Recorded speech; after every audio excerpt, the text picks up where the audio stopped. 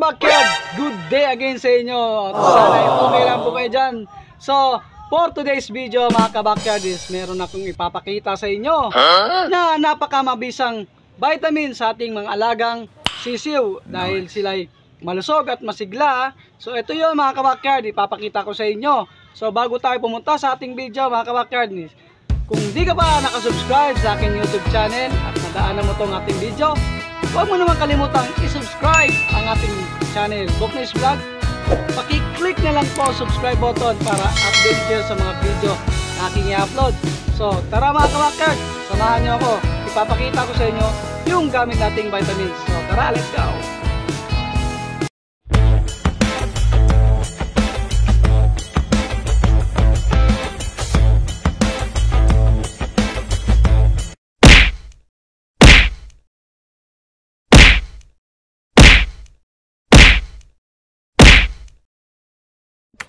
Disclaimer: no animals were harmed in the making of this video.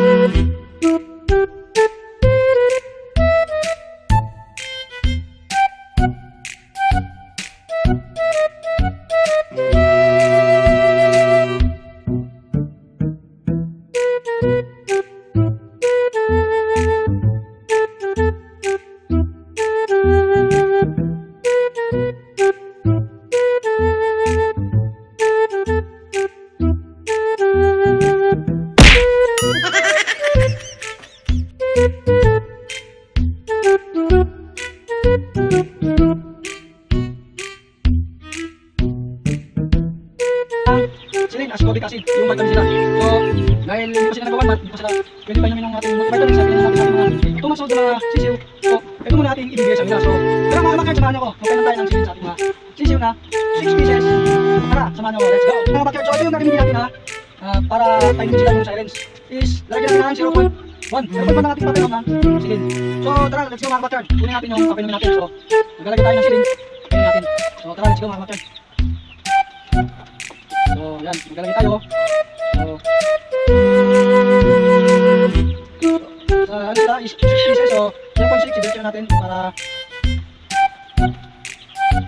Okay, yan. 0.6 po mga kabakyard para sa ating kanin na piraso. So, nakala natin. Nakala natin mga kabakyard. So, yan. Kunin natin yung sisiw. Let's go! So, ito yung papinumin natin mga kabakyard. Ito, 12 days old. So, bibigyan natin ng 0.1. So, hindi ko masyadong ipapakita pag pagsubok dahil tayo'y ma-start.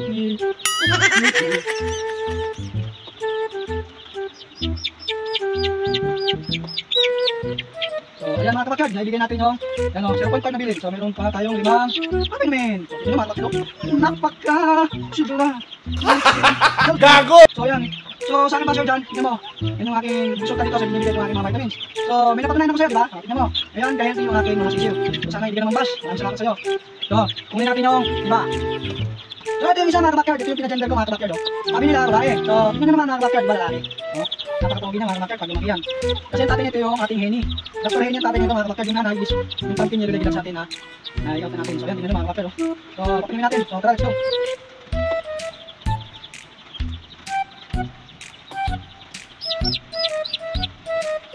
Ayan mga kabakyard, 0.4 lang natin ha. So meron pa tayong 4. So ayan, tapos na. Yung mga napaka-healthy niyan, boss.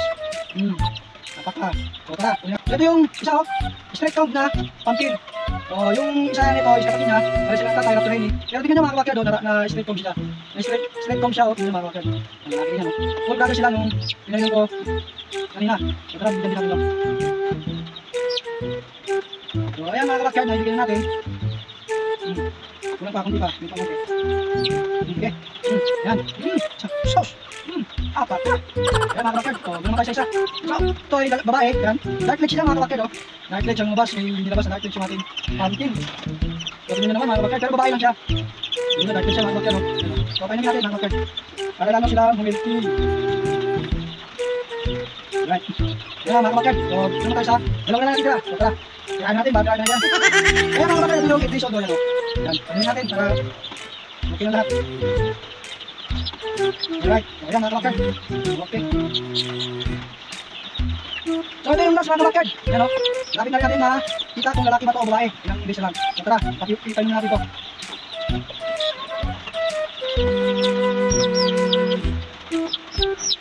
Okay, yan mga kabakyard. Tapos na po.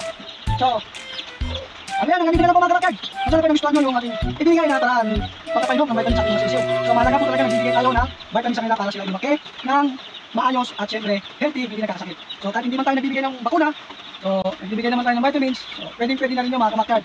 Dahil ang bakuna ngayon, mahal, wala tayong pag-support. Hindi tayo makabili dahil mahal ang bakuna. So kung ilang naman yung ating alaga dito, so mas maigi na rin yung nagbibigay tayo ng vitamina sa kanila. So nagbibigay ako ng vitamina sa kanila mga kabakyard is once a week lang po, isang linggo, nagbibigay ako sa isang linggo, isang araw lang po nagbibigay ng silin sa ating mga sisiw. So yung ating mga 2 months old is, 3 beses po ako nagbibigay ng vitamins nila, ng multivitamins. Yung multivitamins ay alternate po ako nagbibigay. 3 beses ay isang linggo. Lunes, Miyerkules, at Biyernes. Depende na sa inyo kung anong araw kayong papainom, basta may laktaw. So yung calcium naman mga kabakyard is isang beses lang sa isang linggo nagpapainom. Alright, klaro nyo na yan mga kabakyard. Sa mga nagtatanong po sa atin dyan kung ilang beses ba tayo nagpapainom.